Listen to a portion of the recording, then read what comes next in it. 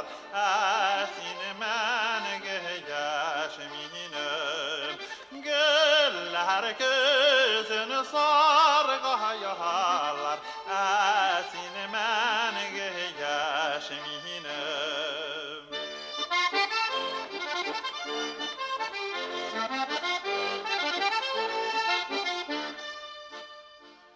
İsәнмесез, хөрмәтле милләттәшләребез, мин бүген сезне Түбән Новгород шәһәреннән сәламлыйм. Бүген әлеге шәһәрдә зур вакыйга.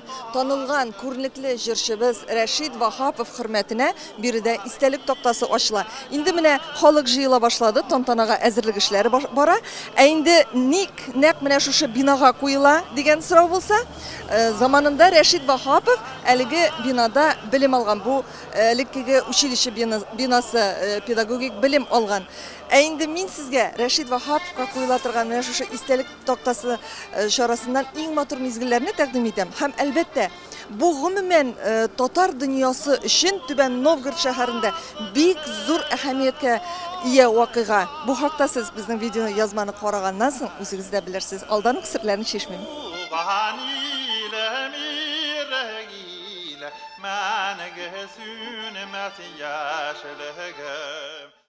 Бүген Түбән Новгородта шын мәгънәсендә тарихи вакыйга. Бөек җырчыбыз Рәшит Вахаповка Түбән Новгородта истәлек тактасы кую ул үзе бер тарихи вакыйга. Әмма моның әһәмияте тагын шунда, бу такта ачылу Түбән Новгород шәһәрендә татар шәхесен мәңгеләштерүнең беренче очрагы. Моңарчы Түбән Новгородта татар һәйкәле дә юк иде, татар урамы да юк иде, һәм татар шәхсен бәйле бер генә такта да юк иде. Бүген Аллага шөкер бу эш башланды. Демәк, Рәшит Вахаповның язмышы шундый, һәрвакыт беренче булу. Рәшит Вахапов ул чын мәгънәсендә татар эстрадасын профессиональ дәрәҗәгә күтәргән беренче зур артист. Рәшит Вахаповның әһәмият турында бөек Илһам Шакиров бер генә җөмлә әйтте. Рәшит Вахапов үзеннән соң килгән җырчыларга юл күрсәтүче дип. Юл күрсәтүче бу инде бик зур бәя. Торжественной церемонии открытия в Нижнем Новгороде мемориальной доски великому татарскому певцу, народному артисту татарской АССР Рашиту Вагапову. Проект реализуется Общественным фондом Республики Татарстан имени Рашида Вагапова при поддержке губернатора Нижегородской области Глеба Сергеевича Никитина и раиса Республики Татарстан Рустама Нургалиевича Миниханова. Мы гордимся, что наша Нижегородская земля рождает таких великих людей, которые в своей служении людям объединяют культурные ценности, поддерживают традиции. И это важное мероприятие не только для татар, но и для русских, потому что наши культуры взаимодействуют между собой, уважают традиции друг друга, это очень важно. Иң башында мен үземнең чыгышны бик татар шәхсе шагыйрыбыз Советлар Союзы герое Муса Җәлил сүзләре белән башлар идем. Мабит титрабын һәрберегез дә беләсез, мабит дәфтәрләрен шуңа күрә biz инде аннан әйтәбез. Үзенең шигырьләре һәм җырлары турынданың ничек әйтүе. Сез үлсәгез, мин дә үлерем. Сез яшәсәгез, мин дә яшәрмен дип.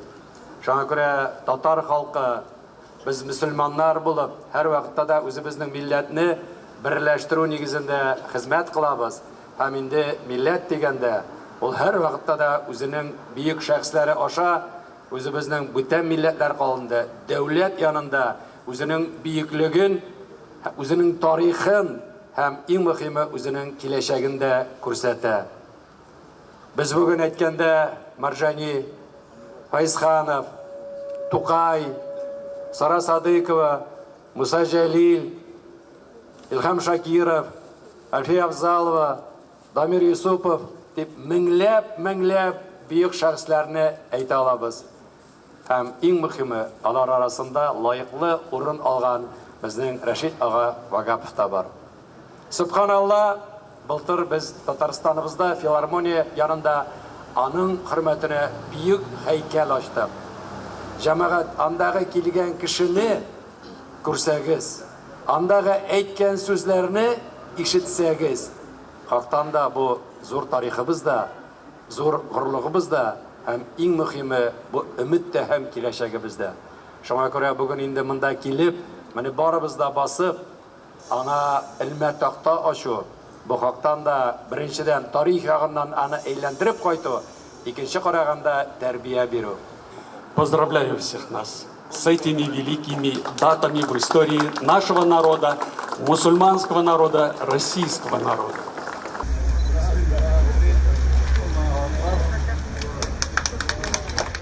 Көңіл шаттық білән толы жаным әр чақ яшминім туған илім иргилі мәнгі сүнімәт яшілігім.